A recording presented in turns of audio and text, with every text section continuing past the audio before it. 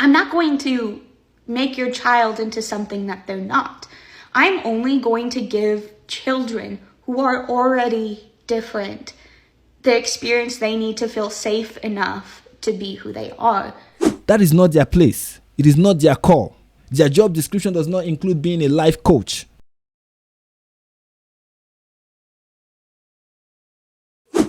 Now, I want to be that YouTuber who, understand other people's perspective.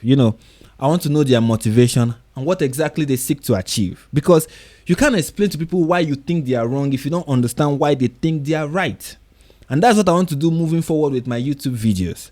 I want to process, some opposing views, understand the rationale behind them, and hopefully change my mind or come up with a more compelling argument. And today, I'll be reacting to this video that showed up on my radar thanks to Lips of TikTok. So yes, it's going to be a TikTok video of a teacher in the United States. And yes, she's saying something that has to do with gender ideology. And yes, again, on the first listen, this person sounded, ridiculous. But harsh, accurate judgments aside, let's listen to her and understand her perspective. And hopefully, you get to watch me change my mind. So let's listen. It's incredibly important for there to be queer representation in education because LGBTQ plus youth are more likely than their cis straight peers to be unhoused, to experience depression, anxiety, to be unsatisfied with their lives, and to also lose their lives. And just by accepting those students and by treating them as human beings and showing them compassion and kindness, they are less likely to experience those adverse life effects. Now, there's been a lot of recent pushback against queer teachers in the workplace, especially in public education. A lot of people are coming out saying that we're groomers, that we're child predators, when that is so far beyond the truth. We are just people who are teachers. And being out, having me be your child's teacher, me, someone who's out queer, out as non-binary and bi in the classroom, I'm not going to make your child into something that they're not. I'm only going to give children who are already different the experience they need to feel safe enough to be who they are. And by doing this, I could save a child's life. Now, say whatever you want about Mrs. Beckstrom's, but she seems to be, someone with good intentions. I believe that she's doing the right thing. She thinks she's helping children by exposing them to what so many may refer to as gender confusion. And she believes that she's saving children's lives. Now, you can call her beliefs inaccurate, unfounded, and delusional. You have every right to. But it doesn't change the fact that she strongly believes what she strongly believes. And as a man of understanding in the making, I think that there are three main issues in her statement that we need to fully recognize, consider, and duly address. First, she points out that LGBTQIA plus youths are more likely to be unhoused or more likely to be homeless. According to her, they are also more likely to experience depression, anxiety, lack of life satisfaction, and they have this high chance of losing their lives. Now, I'm not going to pretend like I know how accurate these claims are. For all I know, belonging to the LGBTQIA plus community is probably why there are so many homeless people in Lagos and other major cities in Nigeria. Who knows? But let's assume that her assertions are indeed accurate. The question that she doesn't seem to answer or address is why? Why are these people more likely to experience these negative things? She's quick to conclude that treating these people as human beings, showing them love and kindness, and representing them in public education will save their lives. But this solution doesn't correspond with reality.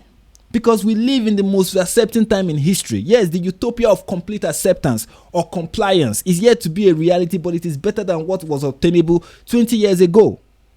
Yet, according to Mrs. Beckstrom's, people in this community are still more likely to be homeless, suffer from depression, anxiety, and suicidal ideation.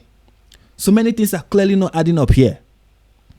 Either her diagnosis of the problem is inaccurate, the solution she advocates for is ineffective, or both.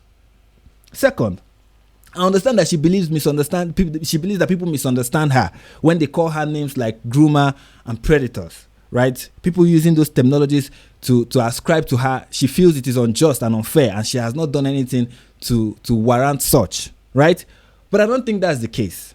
Okay, for the case of being a predator, that may not necessarily be the case. For being a groomer, that is most likely the case.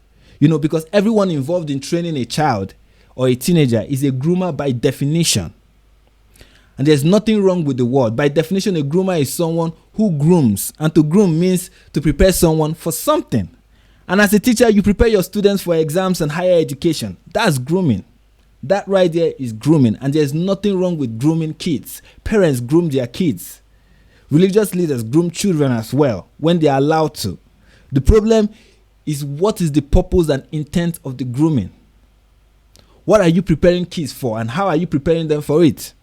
The word bears a negative connotation when it refers to people who encourage children who are confused about the agenda, or about many things that they are confused about when they reach puberty. When you encourage them to proceed in their confusion by adopting unrealistic identity like non-binary, when you do that, that is grooming in the negative sense, because no average child or teenager comes up with these ideas on their own. And anyone who takes advantage of their naivety and confusion to feed their mind with gender ideology is grooming them in the negative sense. Third, and most importantly, there is being out and there is being loud. And teachers in the LGBTQIA plus community, especially the ones on TikTok, are not just out of the closet. No, they are screaming it from the rooftop. We get it. You are out. For this woman, she's neither male. Sorry, I called her a woman. My bad. This human being is neither male nor female. Fine. But can you lower the volume of your radio set, especially when you are doing your job as a teacher? Turn it down. Like, straight people don't announce their straightness the way queer teachers proclaim their queerness. Straight people don't go around giving each other the experience, right, that they would need to be themselves. Straight people don't do that. We don't. I mean, these people are just teachers, teaching kids, preteens, and teenagers. Their job is to teach and encourage their students to excel in academics. And as much as they would love to go, above and beyond in the name of saving a child's life, that is not their place. It is not their call. Their job description does not include being a life coach.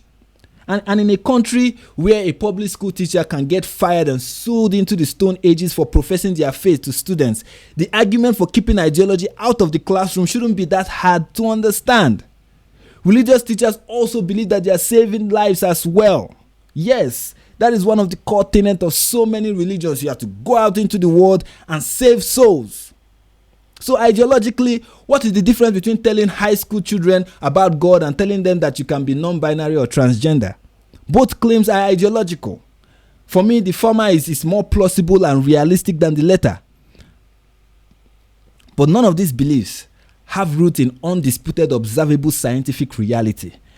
And you will agree with me that they have no place in the classroom. But according to this LGBTQIA plus teacher, it is okay to introduce gender ideology to help students who already have doubt about their sexuality or gender. According to her, let's help students who are already questioning, who already believe that they are non-binary. Yes, because children just come up with this idea on their own. Let's help them. Even though we know the case here is that they notice that children are confused and they push them further into confusion. Right?